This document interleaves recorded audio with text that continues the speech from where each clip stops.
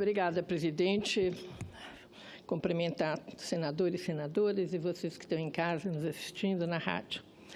Bem, quanto mais eu vivo, mais observo, mais eu aprendo. Eu não tenho nenhuma dúvida que a mudança, o motor para alavancar uma sociedade é a educação. E não tem outro caminho, né? Basta nós observarmos os países que fizeram esse tipo de investimento, priorizando, focando na educação, para que nós percebamos os resultados. Não são muito rápidos, mas também não são tão longos, né? Não são tão a longo prazo, né? Mas hoje eu ouvi uma frase que me chamou a atenção, que parece mentira, que a pessoa dizia, não se morre por falta de professor. Achei, não faz sentido, né? Está errada a frase, é óbvio, porque se morre sim. E até pensei que o professor não é necessariamente o professor que está na escola, mas pode ser um vizinho que sabe mais, pode ser uma experiência de grupo numa igreja, pode ser tanta coisa. Mas se morre se você não sabe como dar um remédio que foi receitado pelo médico, se você não sabe normas básicas de higiene, se você não sabe o que fazer com uma criança que está com um problema, morre sim. Mas, pior, a gente deixa de viver o que pode viver se não tem professores competentes. Isso é que é o duro, né? Ontem, o Estado de São Paulo publicou um artigo que me deu vontade de falar hoje sobre esse tema da educação, porque a evasão escolar, esse é o artigo, né?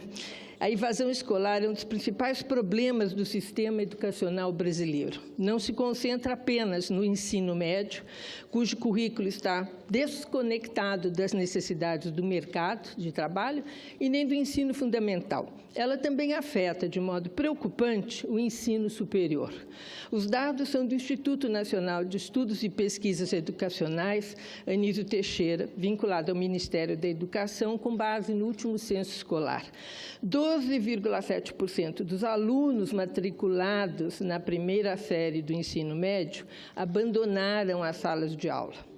O mesmo acontecendo com 12,1% dos matriculados na segunda série e 6,7% dos matriculados na terceira série entre 2014 e 2015. A taxa de evasão na nona série do ensino fundamental foi de 7,7% no mesmo período.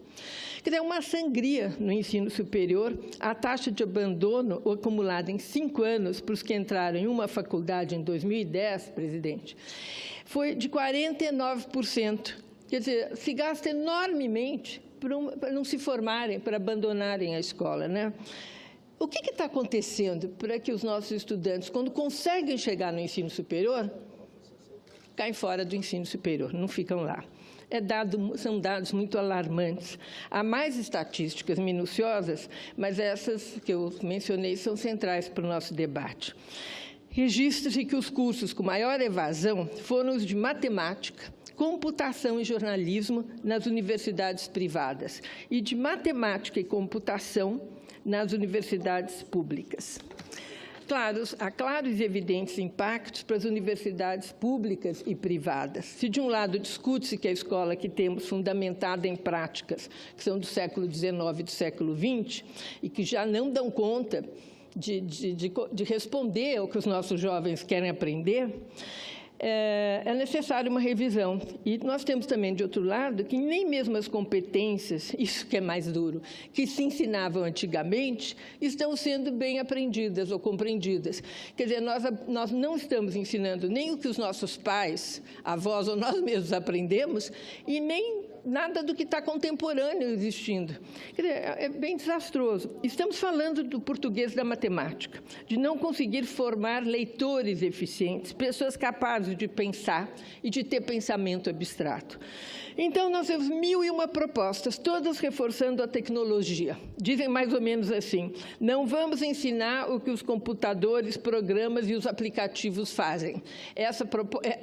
Isso aí eu ouvi num vídeo que foi veiculado no fórum lá de Davos, estavam veiculando esse vídeo, era até muito interessante. Mas eu fiquei meio pensando quando ouvi isso, a gente não tem que ensinar o que o computador pode fazer. Bom, o computador pode fazer tanta coisa, né? Mas a parte de criatividade ainda não pode. Então, nós temos que começar a pensar em mudanças muito mais profundas e que nós estamos anos-luz, né? Que é o que alguns países já estão pensando, o que se ensina que o computador não pode fazer. E isso tem a ver com outras capacidades de se conectar, de saber trabalhar em colaboração, de emoção, de criatividade, que, segundo esse senhor que expunha, tem a ver até com esporte, tem a ver com pintura. É outro planeta, me parece. Um planeta que está ficando tão distante da gente, tão longe, que dá até arrepio de pensar como é que nós vamos, nós estamos no básico. E aí a gente não pode desanimar. Tem que pensar, é isso que temos, e daí para frente é que nós temos que ver o que nós vamos fazer. E o que fica claro, o que nós vamos fazer é com criança e formação de professora, não tenho nenhuma dúvida, que é aí que você pode mudar. Porque esses meninos que estão saindo e desistindo na universidade, presidente Alberto, eles não têm a formação básica dessas questões, nem do matemática, nem do português, que eles escolhem isso e é aí que eles abandonam. Então, eles têm que... A formação dos pequenos tem que ser muito melhor. Agora, para ter essa formação, você tem que investir no professor. Porque se a gente vai ver os currículos universitários na área de pedagogia, não são currículos que correspondem às necessidades dos alunos hoje e não ajudam o professor a ter uma formação adequada para lidar com as aspirações, não só das crianças, porque hoje você pega uma criança de classe média, ela já mexe naquilo com maior rapidez, já tem resposta, já para você tirá-la dali e colocá-la numa outra coisa interessante, é outro mundo. E se você vai com uma criança mais carente, o primeiro problema é a nutrição, mas depois ela pode já estar muito comprometida na sua capacidade de fazer a relação, de poder se conectar com o conteúdo que é muito longe dela. E o professor tem que ser gabaritado para lidar com isso. Metade, provavelmente, das nossas escolas, eu estava aqui ouvindo os que falaram antes de mim, se pronunciarem sobre os seus estados, e a gente não pode esquecer que São Paulo é um estado rico, mas tem bolsões enormes de pobreza. Mas hoje também tivemos na CAS, na Comissão de Assuntos Sociais, uma exposição brilhante da senadora Lídice da Mata sobre uma avaliação que foi feita do ano inteiro. Ela teve essa responsabilidade que a comissão lhe deu, sobre os mais médicos, e vendo o resultado excepcional que teve em comunidades pobres, e principalmente me chamou a atenção, que 55% dos usuários deram nota 10 aos médicos que estavam nessa condição os atendendo. E os médicos que participaram também se posicionaram como nunca tinham aprendido tanto e gostado tanto e louvaram o programa. Então, nós percebemos que nós tivemos alguns lampejos, né, em várias áreas no Brasil que deram resultado. Por exemplo, esse Mais Médicos é um programa vitorioso. Nós temos que criar programas vitoriosos numa área extremamente importante, que é a educação. Este é o grande desafio que nós temos, criar um programa vitorioso. Vitorioso seria formar professores adequados. E isso não é formar na tecnologia, não, é formar nas qualidades básicas que um professor tem que desenvolver para ensinar. Porque um professor...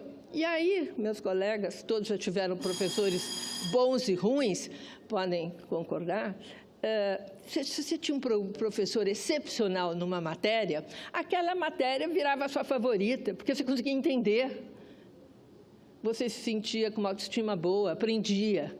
Então, tudo isso é que nós temos que passar um amor, essa possibilidade de perceber o que é um ensino. E ter os instrumentos hoje já modernos que mostram como ensinar matemática de um jeito, que não é mais como era antigamente. E as escolas que formam não estão preparadas para isso, né? Infelizmente, ainda não. E nós temos que ter um problema também de resgatar quem já está na praça ensinando, não é só da universidade. Aí a formação continuada. Eu li, acho que que foi aqui no Brasil mesmo, que algum estado que está fazendo um programa, aliás, é o Ministério da Educação, que fez um programa que eu achei maravilhoso, que é de pôr o professor podendo fazer residência em escolas, talvez até de outros estados, ou na capital, eu não sei, que são de primeiro mundo.